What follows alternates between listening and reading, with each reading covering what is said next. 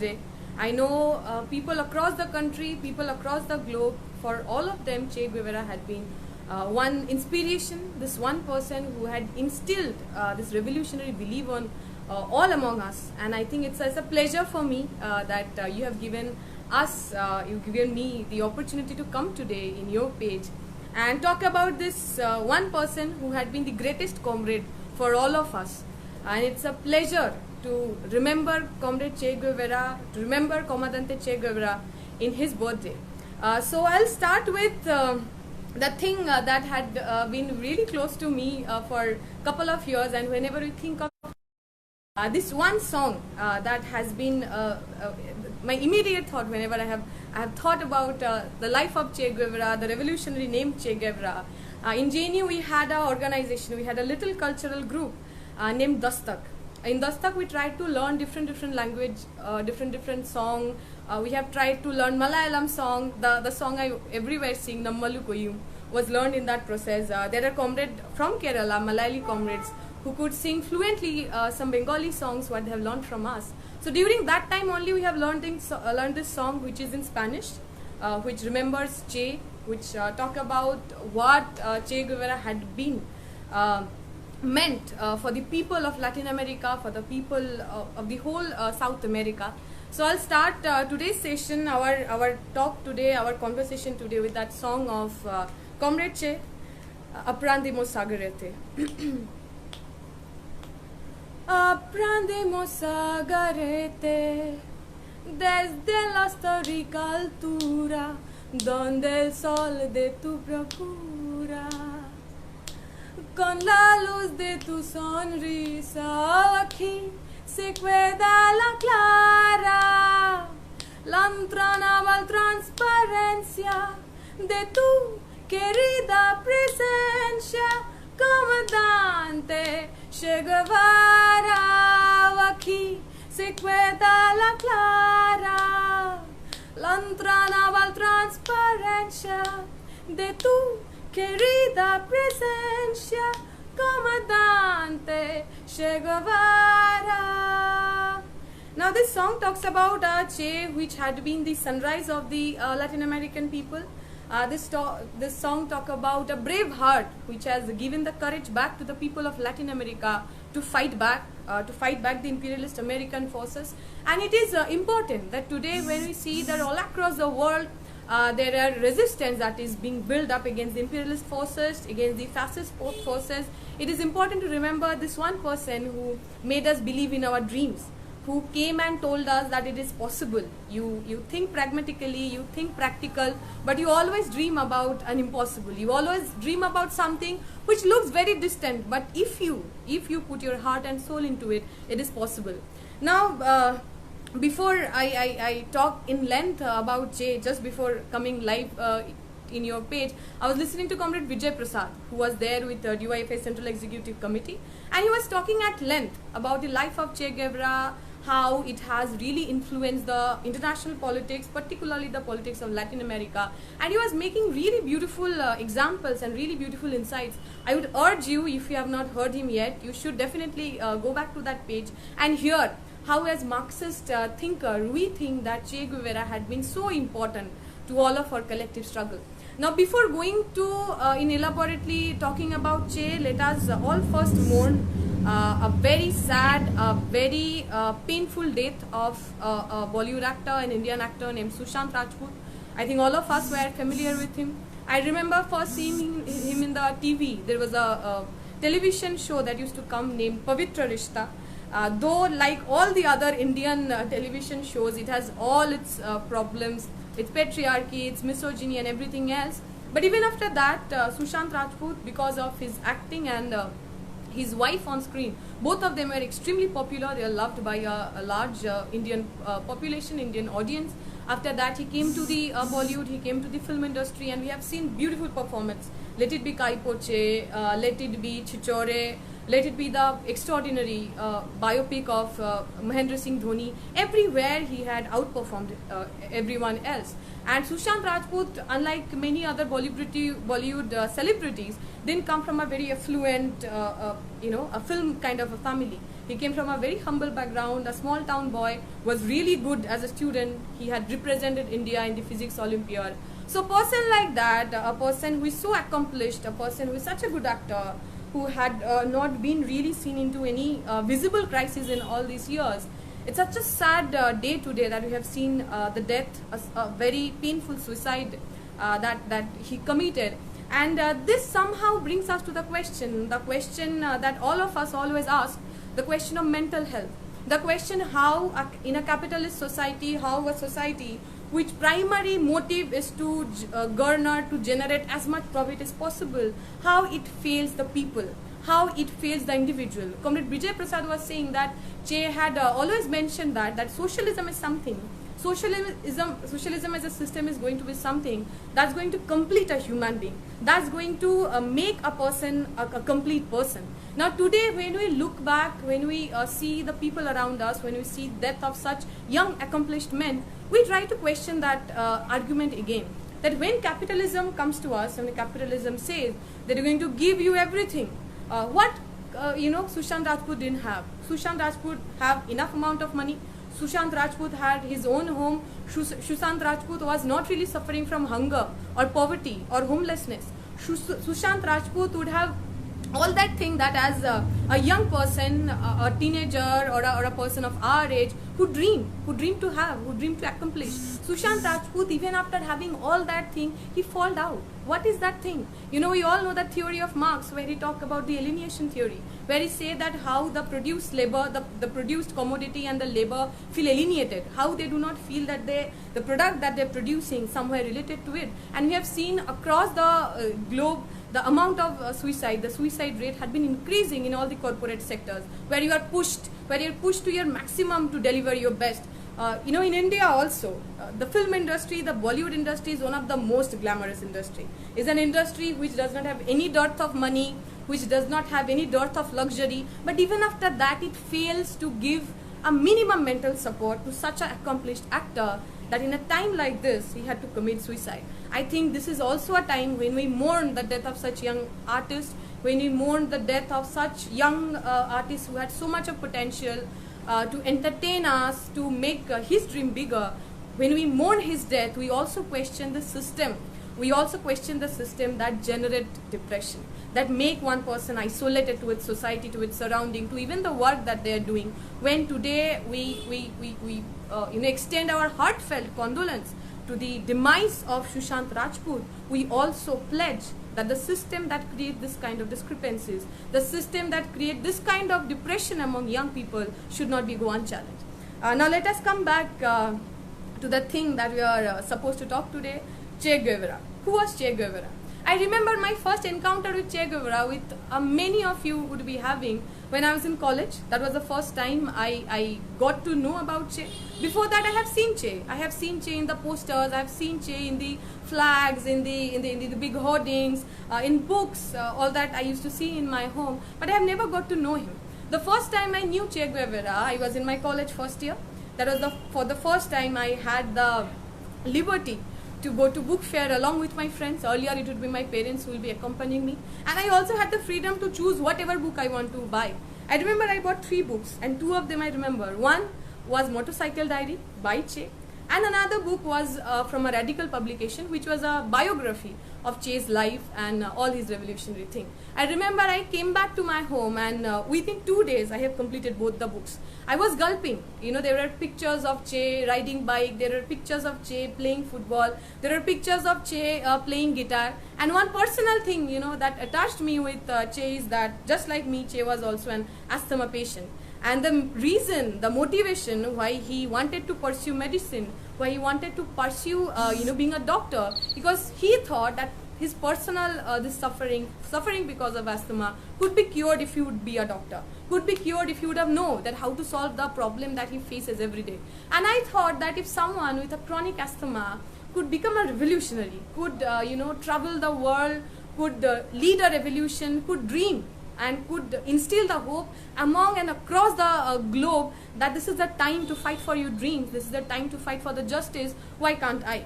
And I think that was my first very personalized, very intrigued interaction with the thoughts of Che Guevara, with the philosophy, with the politics, and with the praxis of Che. We all know that Che was born in Argentina. He was born to parents, particularly her mother, who was progressive, who had a left inclination. But in Argentina, she was never really involved in any kind of activism or that kind of thing. But when he wanted to pursue medicine, during that time he took a trip, which we all know as the Motorcycle Diary, when he along with his friends traveled across Latin America up till Chile. And he tried to interact with people. He tried to understand that what is the problem that people are facing. And that is the time he understood that his personal suffering of being an asthma patient and his motivation of being a doctor is not enough. He understood the reason why people are suffering across the continent is not because there is a lack of medicine or there is a lack of medical support, but precisely there is a lack of financial dependence. There is a lack of people who are giving their labor. There is a lack that the amount of labor that they are putting, they are getting as much of money in exchange of it. He understood the suffering that he has seen all across the Latin American countries is not isolated to a single event or a single cause, but it is part of a system. It is part of a system that exploits larger amount of people and makes sure that through that exploitation, a very small group of people, a small number of people who may be rich, who may be socially elite, get the access to loot enough and enough money from those poor people, to loot the natural resources through these people, through these working class people, through these laboring people. And that is something that he understood, that only learning medicine, only becoming a doctor is not going to bring an end to whatever the suffering that he was seeing around him. Another very important thing that has shaped up Comrade Che's life, what Comrade Vijay Prasad was also mentioning today in the talk, was his meeting with Hilda. He went to Guatemala and he met this wonderful woman who was activist herself, was part of the revolutionary, the Socialist Party in Guatemala. And from that person, Che started to know more and more about the Marxist praxis. Earlier he has read about Marx, he knows the theory and everything, but how it actually operates, how you take Marxism to the people, how you use Marxism as a tool to liberate the people who are under oppression, who are exploited, is something that he learned from Hilda. Later on they also given a birth of a woman, of a girl child named Hildita. And after that we see, when the coups happen in Guatemala, we see Che somehow then coming back to Mexico and then meeting Fidel Castro. And this one meeting was something that changed the life of an aspiring doctor, a person who wanted to be a doctor because he wanted to end the suffering around his people. From being a doctor to being a revolutionary, this one moment that had created this huge shift in Che's life. When Che writes, when he first spoke to Fidel, the optimism that Fidel had inspired Che like anything. Che says that this man named Fidel Castro, a young Cuban revolutionary, who is a new man of this era. This man is going to change the fate of our world. And with the utmost belief of whatever Fidel has said, and with the utmost trust that Fidel has showed in Che, that being a doctor you can definitely be a part of a revolutionary movement, all of them together, they joined the Cuban Revolution. And the story after that all of us know.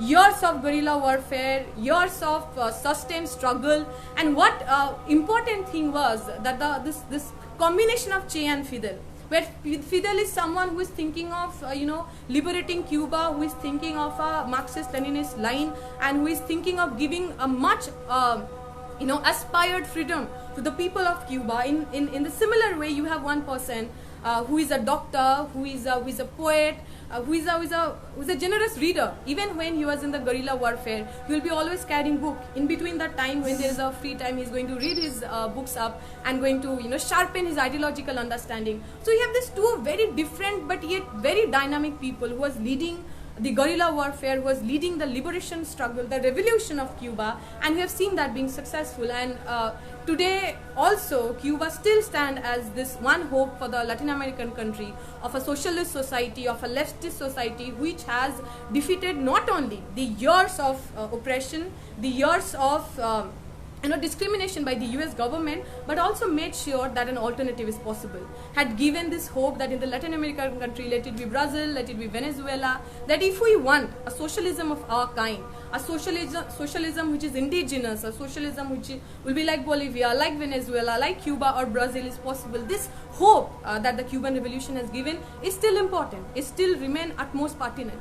And this is exactly where I really want to talk about something, because a lot of time whenever we talk about Che and Fidel together, we have heard a many conspiracy theory where it is told that Fidel was a bad guy, Fidel was the villain, Fidel wanted to get all the power in his hand, so he had put Che outside, he had put him outside Cuba, and etc, etc.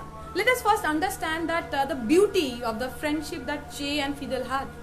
There is a memoir where Che writes that the second time or the first time when they were arrested in the Mexican jail, so it was Fidel who got the bail first. He was the Fidel who was able to leave the jail first, but Che was still inside the jail that time. So Che insisted Fidel that, okay, you are a free man now, you please go, I'll also join you.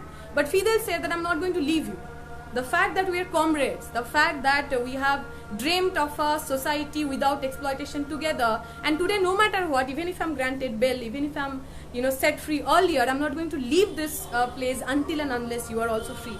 And that's where Che writes that this is the starting of a comrade who behaved like a blood brother. So this beautiful friendship what Che and Fidel had, the fact that Fidel has never really left people, particularly Che, because Che was a dear friend, a dear comrade who parallelly together had led the Cuban Revolution. Fidel has never really said that, the Che, okay, we do not care what is happening to you, we have to lead our own way. We have to understand that Che and Fidel were very different person. When we see Che is a transnational, is a international, he is full of internationalism. He was born in Argentina. He has learned the basics of left practice in Guatemala. Then he come to Mexico, join Cuban Revolution, and then he come to Cuba and do the revolution. In his way of looking to the world, in his way towards looking to the society, there is a lot of transnationalism, socialism. There is a lot of internationalism that is going on. Where if we look at Fidel Castro, his society, the very social background he is coming from is completely different. He is a Cuban revolutionary. He had seen that for centuries, the people of Cuba, the working class of Cuba had been exploited, have been, tortured, have been killed, had been completely devastated by different fascist rulers, including the last one of Batista. So his primary understanding was definitely to make sure that Cuba is free, that the people of Cuba are living a dignified life. So the way Fidel Castro was leading the Cuban Revolution, and the reason why Che has joined that particular revolution, of course there's a practical and pragmatic difference on it. Now even after that, we see that nowhere Fidel has stopped Che from aspiring or following his dream. When Che said that he wants to go to Africa, he wants to go and fight for the people there, Fidel had a different opinion, because Fidel thought that because he or the Communist Party or the revolutionaries then is in charge of the Cuba, and sustaining Cuban socialism or Cuban style of socialism or his independent state is not going to be an easy thing. We all know how notorious the America had been. We all know how the whole Latin American or South American countries were said that it is a banana republic. It's America who is to make sure who will be appointing who is going to be the prime minister, who is going to be the president. These people didn't have their any autonomy, and Fidel understood that leaving Cuba and going to Africa is not going to be a pragmatic decision, because the Cuba as a state, Cuban socialism as a socialism was not in that time in a position that if left unattached, if left for a time being, if it is not taken care of, it's going to be sustaining. It can sustain themselves, and that's why Fidel took that decision that it's not the right time, that the way we have brought the revolution in Cuba, we can do the similar thing, particularly in a different continent, which is much far away from where Cuba is. But Che, being a true internationalist, what he is, being a transnational socialist, he believed that this is the right time, and this is the place where you have to understand that both of them are right. Che is right in his own way, in his vision, with his understanding of society, the reason he got involved in Cuban Revolution. And Fidel is exactly right as a head of a state, a state which is still in a very vulnerable situation. And we see that Che goes off, Che goes to Congo, after that Bolivia, and all that thing we know. But the thing that we should not forget, that even after all these things, even after all this difference, Che has never in his life had said a single word against Fidel Castro. Fidel, in his writing, in his letter, nowhere has said a single word against Che, because both of them understood that no matter how much different we are, the ultimate goal that both of us we see, the ultimate dream that both of us have to achieve and is same. Maybe our way of looking into it is different, and both of them respected that. And that's the beauty of comradeship. That's the beauty of revolutionary ideas. That's the beauty of a revolutionary friendship, where two people really different from each other decides to give each other the respect of their thought, to decided that no matter whatever difference between us is, we are not going to let our friendship, our comradeship die. And I think it's very important when we gulp down all this US propaganda of how Fidel is a bad man, and Che is the one who got betrayed, and he's a bechara. I really don't think that Che Guevara, our comrade Che Guevara, is something who can be debated like that. Our Che Guevara is not something who can be betrayed like that. Fidel Castro, even after so many attempts by the US to kill him, stood his ground. And today Fidel Castro is the name of hope for the whole Latin American countries who are fighting against US imperialism. Che Guevara, with such short-lived life, a doctor who turned into a revolutionary, Argentinian who became a Cuban citizen, Argentinian who after becoming a Cuban citizen became an international ambassador, a foreign ambassador, travel around the world, go to Africa, come to India, come to West Bengal, meet the people of the third world country, and try to think of emancipation where all these people who are exploited, all these people who are deprived have a common socialist future. And in such short-lived life, after he's going to Congo and after that Bolivia and getting killed, getting assassinated there, till now Che Guevara remains one of the most prominent, one of the most popular icon of revolution, one of the most popular icon of socialism or communist ideals across the world. Today, when you see in America, when Black Lives Matter happened, when you see a young man, with the Che Guevara's quote said that either revolution or death, you believe that the revolutionary in Che Guevara could not be killed by this one bullet. As Che told when he was being shot, that you can kill me. If you are going to kill me, you are just going to kill a human being. Because the revolutionary ideas of Che Guevara is not only defined or not only concentrated or confined in that earthly body of Che. Che's idea of revolution, Che's idea of changing this world is everywhere from America to India. When a boy or a girl of my age reads the diary of Motorcycle Diary, reads the biography of Che Guevara and decides that socialism is the future, comrade Che Guevara, his revolutionary thought are living on. When in Black Lives Matter, in that protest, when a young black woman take the photo of Che and say that either revolution or death, comrade Che's ideas, comrade Che's revolution is living on. And that's what the people who are sitting on the West, the American imperialists, they fear.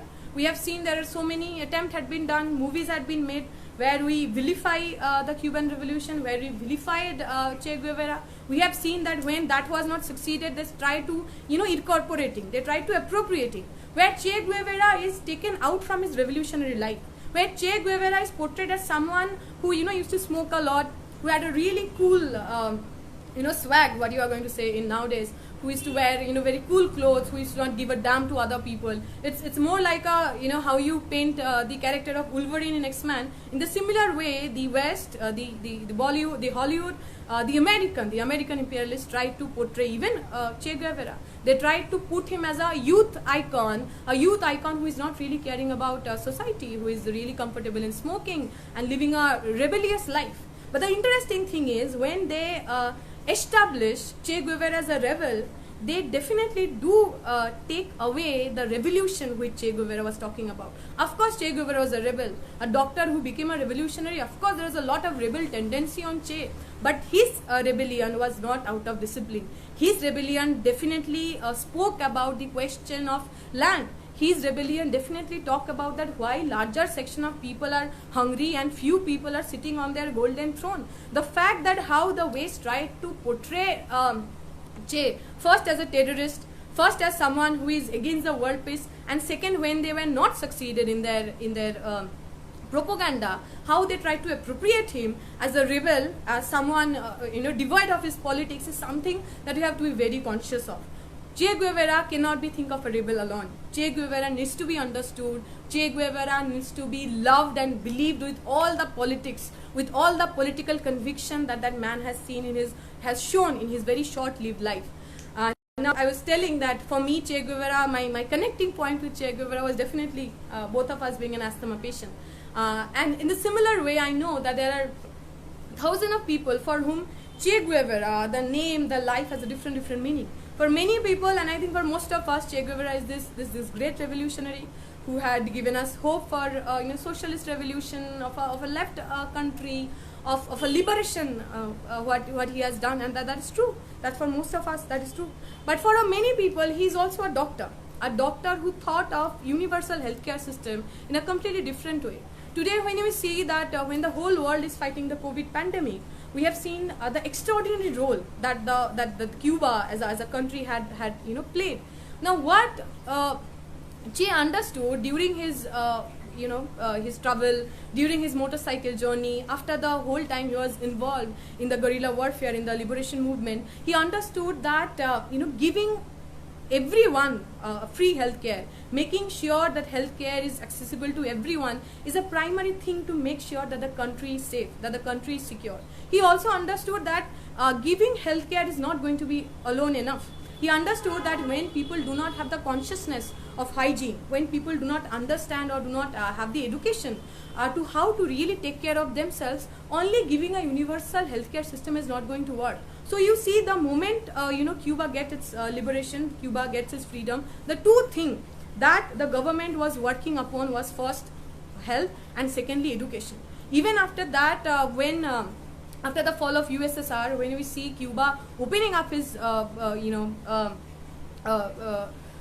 his tourism and trying to focus on tourism and trying to get some money out of it, we have seen that the government has never really neglected the question of education and the question of health. They understood that these are the two pivotal things on nation building. If you can make sure that the children of your country, that the future of country are educated, half of your work is done. If you can make sure that nobody is dying out of hunger, if you can make sure that nobody is dying out of lack of medicine, lack of medical support, then the self-sustenance of your country, the belief that the people of your country is going to have on the government is half done. Now, with this understanding, this Dr. Che, who wanted to become a doctor and later on became a revolutionary, had shaped up this universal healthcare system of Cuba like no one else did. In another way, a lot of people image Che Guevara. They image Che Guevara as a lover, as a romantic person, as a poet, as someone who taught all of us to love fearlessly. We all know about Hilda, we all know about Chechina, the first woman, that 18-year-old girl to whom Che fell in love. But Chechina was from a very is a very high-class society, from a rich family, and she denied Che and said that no, I'm not going to accept your proposal. After that, we have seen him in his life being in a very dedicated lover to all the people that he has loved, and the writing that he has written. A lot of people had really imagined him as this romantic, extremely a person who is driven from this idea of love. And he says also that maybe I'll sound ridiculous, but let me say that any revolution is to be driven from a great sense of love. And I think many of us all also connect Che in that way, because in our head, in the propaganda material that we all gulp in the media and the TV, it has been always told that revolution is something which is very violent. Revolution is something which is very bloody. Revolution is something which needs to be very cruel. You know, that a person who is a revolutionary needs to be a very cold-hearted person who does not really, blink an eye when someone is killed. But Che had showed that is not the right thing. He has written also that let not the violence of our warfare, let not the violence of all the things that we are doing kill the individual, kill that soft heart of our inside us. So even after all this, the chaos that he has gone through, even after all the bloodshed, all the war that he has gone through, he was able to keep his lover self, his that inner peace, that love for each other, the love for other people, keeping intact. And I think that is also something that people of our generation, for whom the meaning of love had been, ever changing, we also should go back and visit this lover named Che Guevara, who with his revolutionary life had defined and redefined that what it is to love a person, what it is to love a society, a community, your friend, your comrades, or the person you claim to love. I think we all should revisit that Che Guevara too. But the interesting thing, the one I want to end up by saying, that for a lot of people, maybe we do not know, for a lot of people, Che Guevara is also Saint Ernesto. Now, people who do not know, I want to tell you that you all know in Bolivia, he was caught. There was a small village which is up there in the mountain. He was hiding, but then the CIA has come, captured him, and he was shot dead.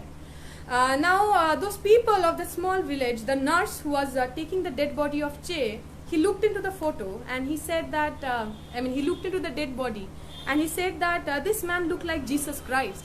He had long curly hair falling down from his head. He had a beard all over his face, and he has these two eyes, big bright eyes, looking straight up to somewhere. And even after death, it has so much of brightness in it. So the nurse who was cleaning up the dead body of Che, he looked into it and said that he looked like Jesus Christ. And from then there was a cult that the people in that village, they consider Che as Saint Ernesto, and they say that whenever they are in trouble, they pray to Saint Ernesto, and they believe that this Saint Ernesto is capable of doing miracle. Right now, that small village where nobody used to go, because Che went there, because Che was killed there, it has become a huge tourist site. People from outside come there, and the people who earlier didn't have any kind of work, who didn't have any kind of job, now they have some sort of dependence. And they say that all these things, the reason that I am earning today, I am eating today, is all that happened because the Saint Ernesto has come to our land and made and given us all the bread. So this interesting thing is that the dynamicity of this man called Che Guevara, who ended up becoming from a doctor to a revolutionary to a saint, to someone who people started worshipping. And I think this is a very unique way, a very unique instance where an individual, a communist, a revolutionary, was able to make himself of such a cult that people, even in the abroad, even in a very foreign land, were able to receive Che Guevara as something which is very dear to them. Even after so many years, Che remained one of the most dearest possession of that small village in Bolivia. Evo Morales, I remember when he was in power, they did a huge program where they said that we are remembering the legacy of Che, and we are thinking of bringing back the revolutionary legacy that Che tried to taught us. And this is the beauty of this man named Che Guevara, that from being a doctor, from a revolutionary, from born in Argentina, then being a revolutionary in Cuba, and then being dead in a far land named Bolivia. Not everybody could do it. Che did it, and that's why I think Che remains immortal. Che remains immortal in our struggle. Che remains immortal in every time we say Ho Chi Minh, we shall fight, we shall win. Che Lenin, Bhagat Singh, we shall fight, we shall win. In everywhere against the oppression, when we take Che Guevara's name, when we say that it is better to die standing than living on knees, I think we all live the legacy of Che Guevara. We all live this extraordinary human being who in his core he was driven by the love for the other people, but at the same time he was a Marxist-Leninist. He believed in the praxis. He believed in the theory that is taught. He believed in the correct articulation, in the correct implementation of it among the people. And when we today look back, a lot of people say that Che is this one free-flowing person who wanted to go everywhere and try to bring revolution, and Fidel was someone who didn't want him to do it. I think we all should revisit the fact why Bolivian revolt, or even the revolt or the revolution that Che was planning in Congo failed. The major reason was, unlike in Cuba, where we have a Cuban revolutionary named Fidel Castro, whom people of Cuba were aware of, where people of Cuba could connect to, let it be in Congo or let it be in Bolivia. Che could not get anybody like that. Anyone who is from that particular place, who had this huge acceptance by the people of that particular place, let it be Congo or let it be Bolivia. And that is one reason why, even after having implemented all those techniques that were implemented in Cuba, the other two revolutions were not successful. Because as we always say, as Lenin has said, that concrete analysis of the concrete situation, every revolution, every socialist society will be different in its own way. The way the revolution came in Cuba, it's not the same way how it came to China. It's not the same way how it came to Vietnam, and I'm sure that is not going to be the way it will come to India. All of us, with our different social, political complexity, with our history, with our heredity, with our complex legacy, the idea of socialism, the idea of revolution will be different. And no revolution, as Che, again I want to quote, as he said, that revolution is not something, a fruit that is going to be that will fall on your hand once ripe. You have to make the fruit fall. So the idea that liberation is not something that what he also said, that I'm no liberator, that there is no understanding, there is no existence of someone called liberator. People liberate themselves. So the indigenous struggle of people making their own kind of socialism, making their own kind of agenda in the revolution is very much important. And I think in the birth anniversary of our dear comrade, our favorite comrade Che, let us all remember that complexity and the heterogeneity of revolution or socialistic society that it is going to have in it, and let us all practice whatever Che has taught us, of loving fearlessly, of not backing out no matter what, of standing straight while somebody kills you because of your ideology, and not kneeling down no matter even if it's a death threat. Let us all remember it, because in this time, in this fascistic time, when we have fascists all across the country, all across the globe, and they are trying to crush the movement of the oppressed, they are trying to crush the movement of the working class people, let us all hold each other's hand, let us all keep the belief what Che tried to instill on us. And I'm not going to extend my speech further, just with one thing I'm going to end, because you all would have seen in this page only, in the comrade page, we have seen this today only, the post of Comrade Ajit Sarkar. Now this Comrade Ajit Sarkar was a very popular leader of Bihar. He was fighting against the coal mafia, the land mafia, and he was killed. Now just like Che Guevara, Ajit Sarkar was also someone who has not really surrendered. There had been many instances where he was threatened that you stop your communism activism, you stop the Communist Party, you stop organizing the labors, you stop talking against us, we are not going to do anything. But just like Che, Ajit Sarkar decided that it is glorified, it's of much more honor to die standing than live with your knees, than live with your heads held down. And I think that this legacy of these brave hearts like that of Che Guevara, or this brave heart like that of Ajit Sarkar, are living on us with each and every time. The people of SFI, the people of DIFI, the people of left organizations, CITU, AIKS, or anybody else who believe in a organized left politics, every time we raise our voice against the ruler, every time we raise the slogans of independence, democracy, socialism, for equal rights and equal dignity, I think we all are living the dream that Che or Ajit Sarkar would have dreamt. I'm not going to extend my speech anymore. If you have any question to ask me, I would be glad to answer that. I wish you all the best, and I again want to extend my revolutionary greetings and thank to the comrades of this page called Comrade for giving me this opportunity to share my thought with one of the person I hold very dear to me, Comrade Che Guevara. Thank you.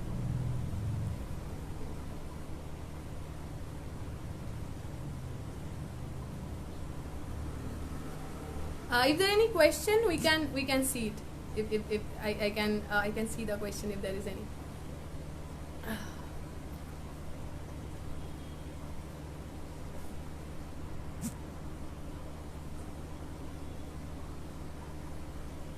I don't know why, but I can't see any comment.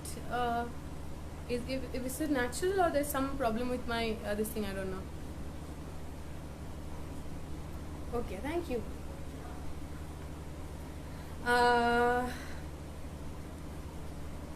A lot of comrades had told me, sorry, I have to use my laptop because in my phone I can't see the comments. So I'll be looking into the laptop. I'll see what are the questions. I'll try to answer. A lot of comrades said Lal Salam. Lal Salam, comrade. Revolutionary greetings to all of you. Bampanthi Sangsad made it was I'm not sure what is written in Hindi.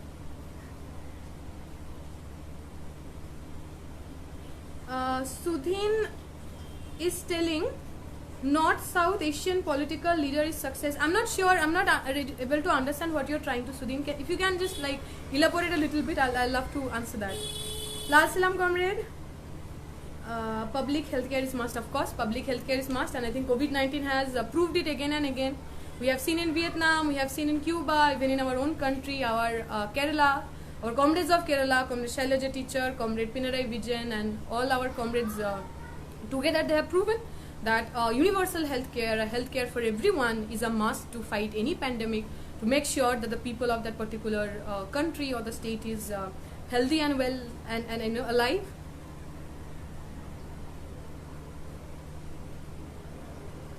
Kachin is saying, Rebellion Che is great. Today I am working in pandemic condition only because of the teaching of my master, Sri Shyam Gaikar, leftist, who introduced me to Fidel and Che at my age 12 year. Today I am very strong enough to work. Oh, that's such a beautiful, I mean, whatever I was telling you, you just have someone saying the same thing. That Che, Fidel, though being so distant to us physically, they both were from continents apart, but their lives, their revolution, their philosophy was so much, full of energy and full of dedication that it has really influenced people like us, people like Comrade Kachin, who just commented here, that it is the lesson of Comrades Fidel, Comrades Che, that made him interested, that made him given enough hope that he still work even during the COVID-19 time. Lal Salam, comrade, Lal Salam. I'm not taking each and everyone's name who are saying me Lal Salam, because then it will be ever ending. She also has written a poem. I'm sorry, I don't know that. If you have it, you can send me. I'll definitely love to read it out. Cuban had a strong working class movement in cities which supported Fidel's guerrilla war. Absolutely. That's what we are talking about. That many a time when Che is represented as a rebellion, or even among the left, there is a section who likes to draw Che's inspiration, but only the guerrilla warfare side. They only say that, okay, if Che could do revolution, if Che could involve in a guerrilla warfare, why not in India? They do not really consider the kind of groundwork which was already done in Cuba, the way Comrade has been just correctly mentioned, that how they were able to get together the working class, the poor people in Cuba, both in the cities and in the villages. That had given that backbone that the revolution there could sustain, and that is the exact thing which was missing in Bolivia and Congo, which I just told. That this idea of revolution is very fascinating. It's very beautiful that when you think of someone that with your guns you are actually killing all the people who have done wrong to you. You are killing all the rich people who have exploited you, your parents, your generation, who have looted the natural resources. This all are very fascinating. These are all are very romanticized. But the thing is that revolution is not a TV program. It's not a reality show. It's not going to be that easy. For every revolution to be succeeded, there need a very strong groundwork where you convince the people, who are going to be your support, the laboring class, the peasants, the farmers, the workers, that this revolution is the only way, out from your suffering. Till the time you are not convinced, till the time the people think that there is no other way but to take up the guns, no revolution can be successful. If you think that without building a proper organization, without organizing people in movement, in ideology, you can just bring some guns, bring some bullets and kill some people and revolution is going to come like that. That's a completely flawed idea, and we have seen that happen in our country, how it has the armed revolution has not been successful, because the time that we are dealing with, the state is very, very strong. It's strong militarily, it is strong with all the other institutions. Because we live in a bourgeois democracy, there are already so many other institutions what a normal working class people might think that I should maybe first try that option. Maybe I should first try to find someone, a leader of mine, to become the prime minister, to become the chief minister. Maybe that will be a easier way to end my suffering than taking up the guns, because taking up the guns, going in a armed revolution is going to be the last resort for particularly people of the working class. So absolutely, I completely agree with Comrade Lewis that it's an absolute flawed idea by many of even our comrades who think that revolution is going to be, or the state power can be captured with only the barrel of gun. It cannot be done. It was not done in Cuba without the organized movement, without the organized peace in the working class. The movement in Cuba could not have been successful, and it has not been successful even inside our country too.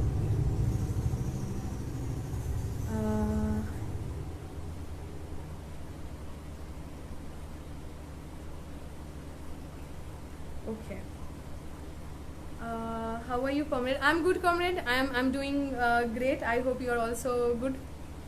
Comrade Kadri is one of our former AISF leader and a very close comrade of ours. I hope you are also keeping well, being with the comrades, helping the comrades in your constituency, and making sure that people are good even in this time of distress. লাল সালাম ভারতবর্ষের স্বনির্ভরতা তৈরিতে সাম্যবাদী আন্দোলন আরও ব্যাপক মাত্রা নেওয়া খুবই জরুরি The comrade Taimur Khan is saying that to make a self-sufficient or independent India, it is very important that we go towards a socialist way of organizing people, and I think it is completely absolutely right because we are seeing that when the COVID-19 happened, what our leaders, our prime minister, our finance minister was coming and telling us that they are actually coming up with big budgets. They are going to give us this much of money, and what we have seen in reality that none of this big promises are made successfully. We have not seen really any migrant workers getting money. We have not seen really anywhere the PDS system is being revamped. So all that thing that they have said is a lie. But at the same time, we are seeing that when the people are fighting to survive, survivability is in the question. We are seeing our government is selling off all the natural resources. We are seeing them selling off our PSUs, our state-sponsored industries where so many people were having a permanent job or having a proper formal jobs. And this is also a time for all of us to understand that in a bourgeois democratic system, when you have such fascist right-wingers sitting on your government, sitting there as a prime minister, as a finance minister, it's not going to be easy. If the people of India needs to be survived, if the people of India needs to have a healthy, prosperous life ahead, there is no other option but socialism. Until and unless we make sure that there are food for everyone, until and unless we make sure that education is for everyone, healthcare facilities are for everyone, pandemic like this or any natural calamity which might have happened because of the global warming and all the things that are happening, it's not going to be possible. We are not going to be able to stop it.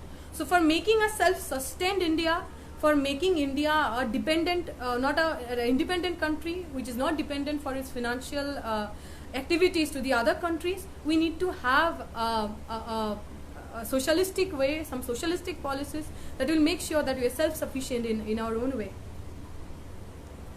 Revolution ki okay. There are a lot of people who come here to troll and all. There is a very filthy comment by someone named Mrinmoy. I'm not going to respond to him, but I'm just going to tell you that this is a hard time. I mean, it's a difficult time, I understand. Anyway, a lot of people who do work for the IT cell, they are jobless.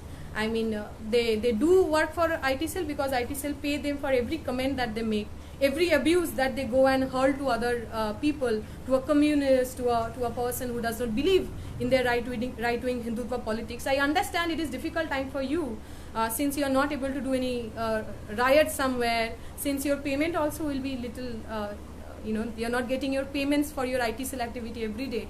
But I just want to tell you that things are not good for anyone. The way this government is going, if you are not someone who is a son or daughter of a Tata, Birla, Ambani, if you are not somehow related to Narendra Modi, even you are not going to be safe. The kind of economic crisis that our country is going to enter, which neither your 56-inch Narendra Modi not your Nirmala Sitharaman is able to stop, all of us are going to be affected, including you. So this is high time. Come out of your that stupidity that is being fed on your head through WhatsApp, through social media. Try to see things unbiasedly. Try to think about all these migrant workers who are trying to go back to their home, who had died, who were killed by the state.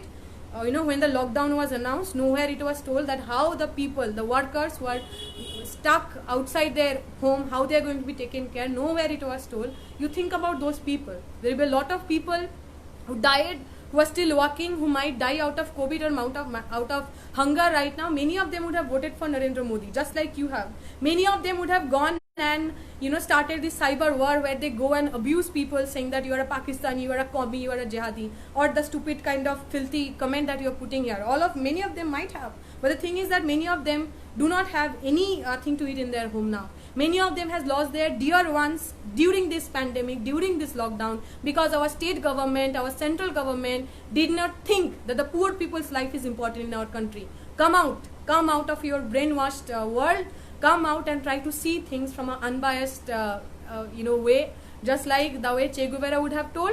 Try to think about things which are not told to you. Try to use your own brain, and maybe you will find a purpose of your life too, rather than coming to a page and abuse there. Comrade, how was Che get inspired? How did Che get inspired by Marxism? The thing I told you that Comrade Che was born to leftist parents. Particularly, he was really influenced by his mother. His mother was a leftist progressive woman and was involved in a certain kind of political movement or organizing politically. So she was the first one that Che got to know about the crafts of left understanding and Marxism. Later on, when he was traveling across, that time he read about Marx. He read the ideology about Marx and he had a fair idea about it. But his major thing, as I was telling, his major idea about how to involve with Marxism, how to use Marxism as a praxis, came from Hilda when he was in Guatemala. And of course, during the time when he met Fidel, when he heard of him, when he heard his enthusiasm and revolutionary idea, he was greatly moved by it. So these are the basic places from where Che has drawn his inspiration towards Marxism.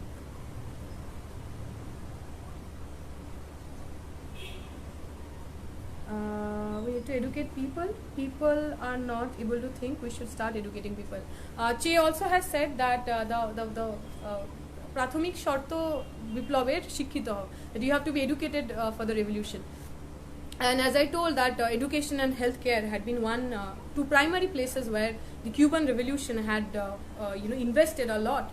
Politically, economically, in both the ways. So yes, it is true. To get everyone the consciousness of their being, education is very important. We are seeing it across the globe. Wherever people try to fight an oppressive regime, wherever they try to fight the people who are oppressing them, education had been a very important tool for them. We have seen in India, even when Ambedkar was organizing the people, the Dalit. And the backward caste, he also said that educate, agitate and organize.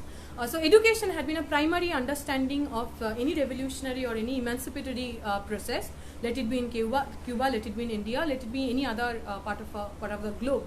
So yes, education is essential. Education is essential to get us the consciousness of our being, to get us the consciousness of how the flawed system is. And also, in today's world, education is a great source of mobility. To get a dignified life, there is no other option but to have a universal access to education.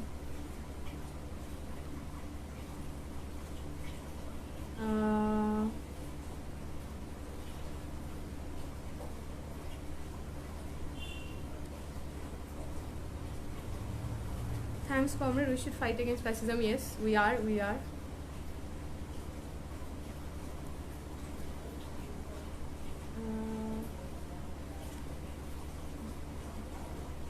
Okay, there are many questions. I'm just trying to find out, filter out the thing that I'll be able to.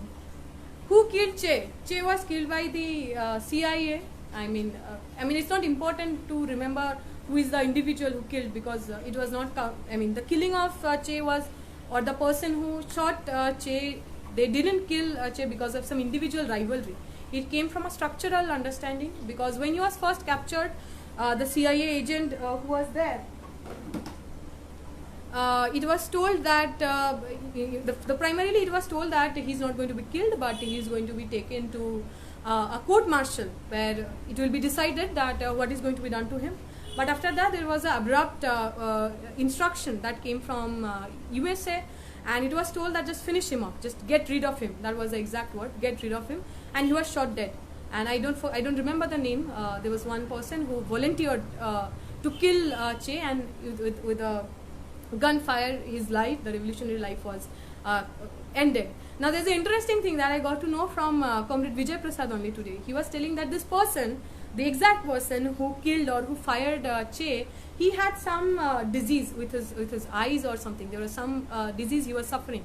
So the Cuban people, the Cuban state, called him in Cuba and did his all the surgery, did all the medicine and everything without any cost, free of cost in Cuba, because they said that Che at the core of his heart was a humanist, was a doctor. And in a situation like that, when a person is diseased, when a person is or a person who is suffering from some kind of medical condition, Che would have never refused to treat that person. And that's why the Cuban people had maintained the legacy of Che and given a free treatment to the person who killed their beloved Che. And I think that is the beauty of what our revolution is. That's the beauty what Che has taught us. The way he told that let's not the harshness of outside kill the inner peace. Let us not kill that love that we feel for other people due to this harshness of outside. And I think the Cuban people, the Cuban revolution, with the exact legacy of Che, was able to do it. Even after so much of hatred, even after so much of killing, so much of persecution against a small little island country named Cuba, they really didn't give up. Even now, they have been one of the greatest source of inspiration for all the people who love humanity, for all the people who believe this exploitation of people on the hands of the other people needs to be ended. And that's what the beauty that socialism, socialist country should be.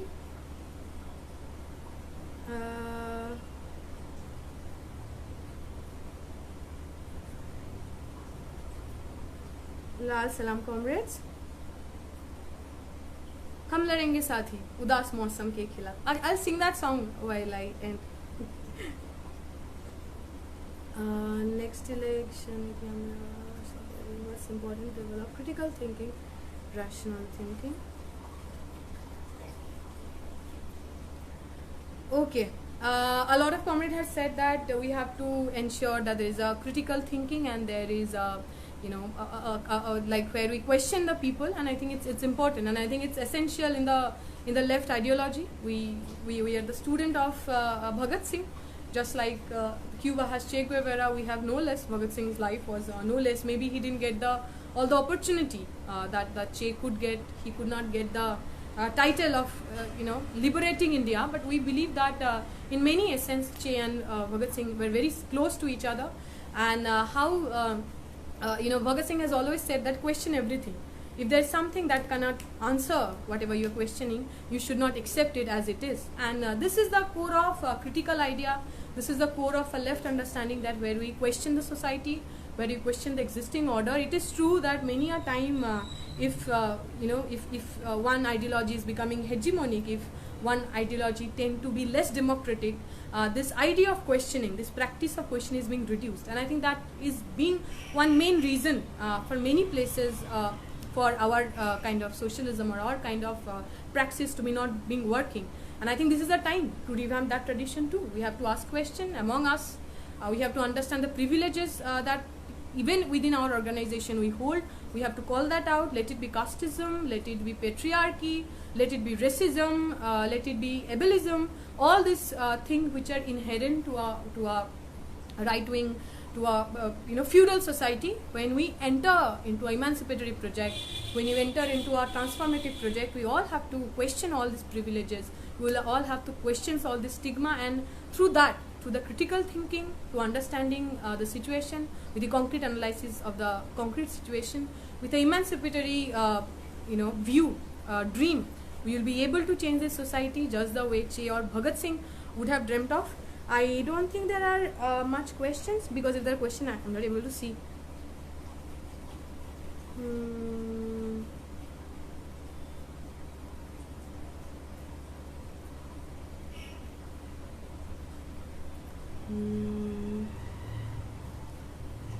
Acha. The communist party in this is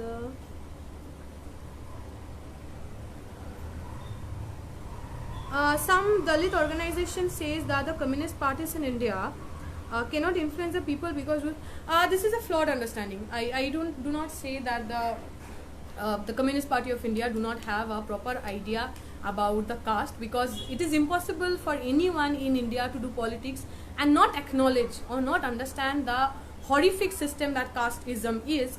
I think there's a lack of our part, that maybe we are not really able to popularize our own history.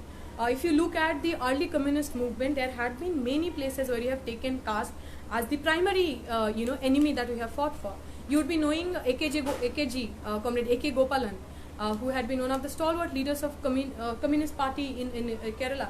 So during his early time, the movement that he led was for the temple entry movement, where he was demanding that the people who, just because they come from a certain caste, the Dalit or the so-called lower caste, they cannot enter a temple. This tradition was there in a casteist feudal society. Now AKG was one among them who challenged it and said that no, you cannot discriminate someone. If someone thinks that she wants to go to that building, if it's a temple, if it's a hospital, if it's a school, that person has the right to go there. And you cannot determine, you cannot dictate someone because just that person is born in a certain family.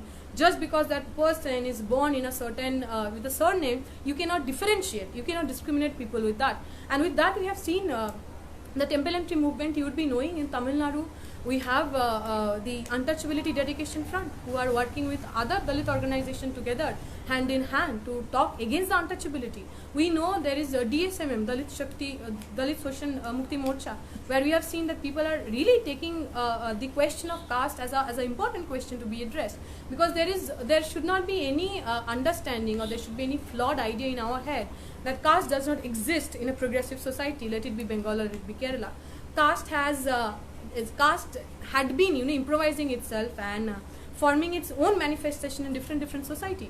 In our classic feudal society, in a village society where the production relations are still bounded with the caste relation, there is no other way. You cannot escape your caste atrocities. You cannot escape the caste ascribed role. So if you are born in a peasant family, nobody is going to really give you the chance to get a mobility, to emancipate and become something else. If you are born in a family which is so-called be treated as untouchable, who do the cremation work, who do the the other menial job, there is no one in that particular village who will allow you to have an emancipation, to have a mobility and get into any other job. In a traditional feudal family, caste is something, a society, caste is something that determines what you're going to do, what food you're going to eat, what clothes you're going to wear, where you're going to go, where you're not going to go, whether you're going to school or not, whether if you're going to school, which place you're going to sit, whether you have the right to sit beside an upper caste boy or not. This everything is decided by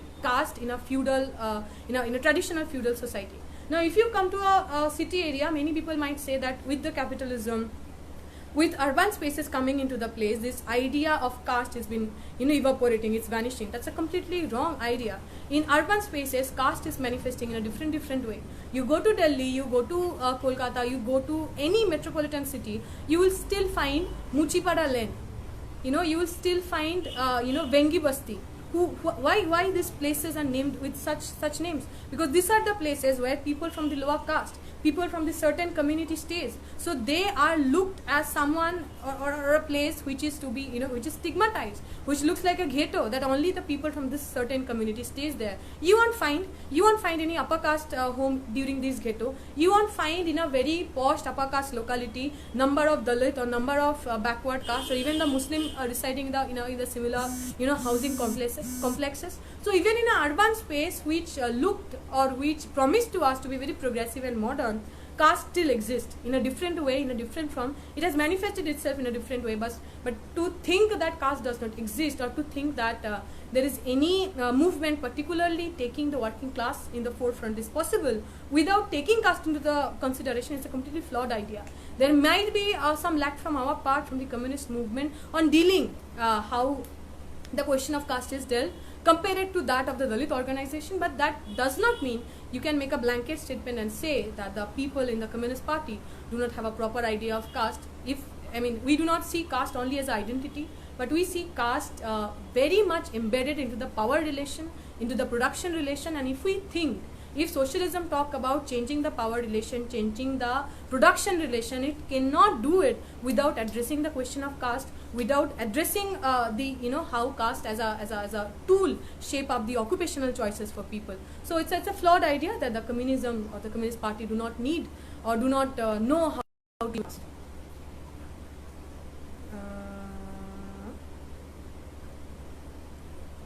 Okay. Both parties I think I have almost I could not see anywhere. I think I have spoken for a long time. It's already going to be 10. I believe you all have some work to do. You have to do your dinner if you're in home, if you're in that kind of a privilege that when you have food in your kitchen, you have a own home of yourself. So I'm not going to extend my speeches anymore. I just saw someone put that Hum Ladenge Sathi. So I thought I'll end with Hum Ladenge Sathi. And again, thank you so much. Thank you so much for all the comrades who have listened for all the long time, who have interacted, who have asked really interesting questions. And it's a pleasure to be here in this page. It's a pleasure to talk with all of you. I want to extend my revolutionary greetings. Happy birthday to our dear comrade Che, and taking his spirit ahead with this song Hum Ladenge Sathi, because I believe if now Che would have been alive, when we see in the state or the power that he would have hated most, the United States of America, whom he had believed had been one of the major reasons for the suffering of the people across the globe, I believe that he would be inspiring lakhs of people, comrades there in America also. He would have given them this hope of fighting, of Hum Ladenge Sathi. So I'll sing that song and end our session today.